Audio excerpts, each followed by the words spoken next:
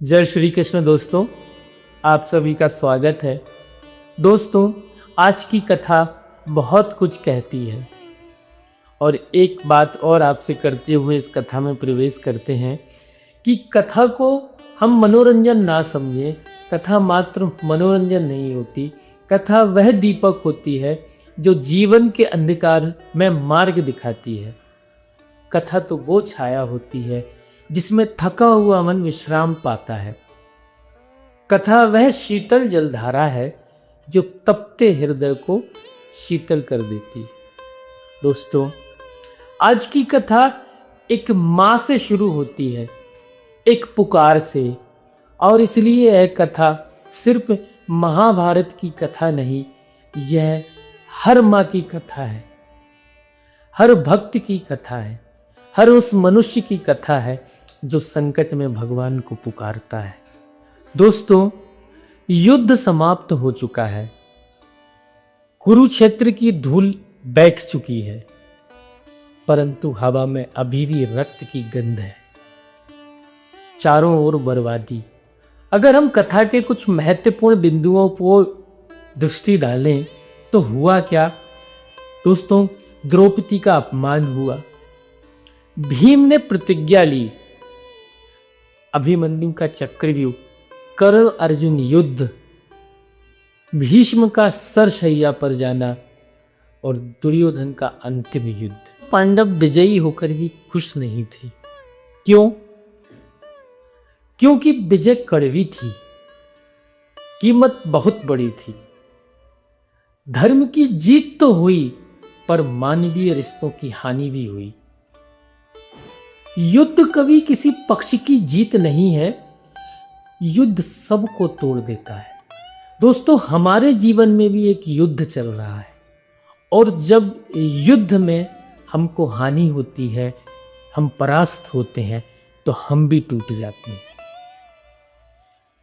अश्वत्थामा द्रोणाचार्य का पुत्र, परंतु क्रोध में अंधा। क्यों क्रोध आया उसको?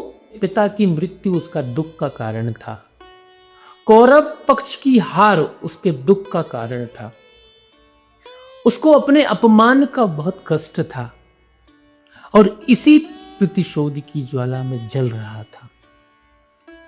उसने क्रोध में पांडवों के 5 पुत्रों को, जो सो रहे थे, सोते हुए पुत्रों को मार डाला।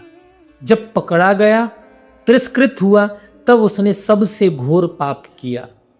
उत्तरा के गर्भ को नष्ट करने हेतु ब्रह्मास्त्र छोड़ दिया। दोस्तों, उत्तरा के गर्भ में जो था वो पांडवों का अंश था, उनके वंश का आखिरी चिराग था, वो परीक्षित था।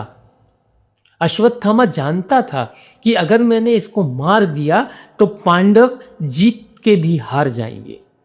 और दोस्तों, इधर भगवान द्वारका जाने के लिए तैयार खड़े हुए थे। तभी उत्तरा भागती हुई आई, उसकी सांसें टूटी जा रही थीं, चेहरा आंसुओं से भीगा और वो भगवान के चरणों में गिर पड़ी। हे गोविंद, मेरे गर्व की रक्षा करो। दोस्तों, यह शब्द नहीं थे, यह एक मां की आत्मा की हाहाकार थी। दोस्तों, एक बात तो समझ में आती है कि उत्तरा सीधे भगवान के पास पहुंची, वो भगवान की शरण में आई, उसने इधर उधर नहीं देखा। अरे वहां तो पांडव भी खड़े हुए थे। उत्तरा जानती थी कि इस संकट से सिर्फ और सिर्फ श्री कृष्ण ही बचा सकते हैं, भगवान ही बचा सकते हैं, जो करुणामयी हैं वही बचा सकते हैं। दोस्तों, विनाशकारी ब्रह्मास्त्र चला आ रहा है, आकाश फट गया, हवा जल उठी, धरती कांपने लगी, वृक्ष झुक गए, पशु पागल हो गए। वह कोई साधारण अस्त्र नहीं था, वह ब्रह्मास्त्र था, ब्रह्मा की शक्ति, सृष्टि का संहारक अस्त्र। दोस्तों, सोचिए, एक ऐसा बालक जिसका अभी जन्म भी नहीं हुआ है और उसकी ओर बढ़ता यह महाविनाश। अर्जुन ने गांडीव उठाया, केशव, इसका एक ही उत्तर है, ब्रह्मास्त्र। कृष्ण मुस्कुराए और बोले, पार्थ इस बार नहीं, इस बार रक्षा मैं स्वयं करूंगा। कृष्ण ने सुदर्शन चक्र उठाया और उसका रूप तेज से भी तेज, प्रकाश से भी प्रकाशमय हो गया। भगवान का शरीर प्रकाश बन गया और उत्तरा के गर्भ में प्रवेश कर गई। गर्भ में अजन्मे बालक परीक्षित ने देखा एक दिव्य पुरुष, 4 भुजाओं वाला, पीले वस्त्र, कस्तूरी तिलक, शंख चक्र गदा पद्म। कृष्ण उस शिशु की परिक्रमा कर रहे हैं और ब्रह्मास्त्र की अग्नि को काटते जा रहे हैं। यहां श्री कृष्ण स्वयं काल को रोक रहे थे, क्योंकि जहां धर्म है वहां प्रभु स्वयं उपस्थित होते हैं। और दोस्तों, देखते ही देखते सुदर्शन चक्र की गति धीमी हुई, अग्नि शांत होने लगी, धरा स्थिर हो गई, आकाश स्वच्छ हो गया। फिर उत्तरा के गर्भ में एक हल्की धड़कन सुनाई दी। वह बच्चा जीवित था। दोस्तों, जब परीक्षित जी का जन्म हुआ था तब जन्म के बाद हर मनुष्य को टकटकी लगाकर देखते थे। क्यों? क्योंकि गर्भ में उसने जिस दिव्य पुरुष को देखा था उन्हें ढूंढता था, इसलिए उसका नाम परीक्षित पड़ा, जो जन्म जन्मांतर तक अपने कृष्ण को खोजता रहे। इस कथा का सार ये है कि भक्त की पुकार कभी व्यर्थ नहीं जाती। माता की प्रार्थना भगवान को विवश कर देती है आने के लिए, और धर्म का दीपक कभी बुझता नहीं।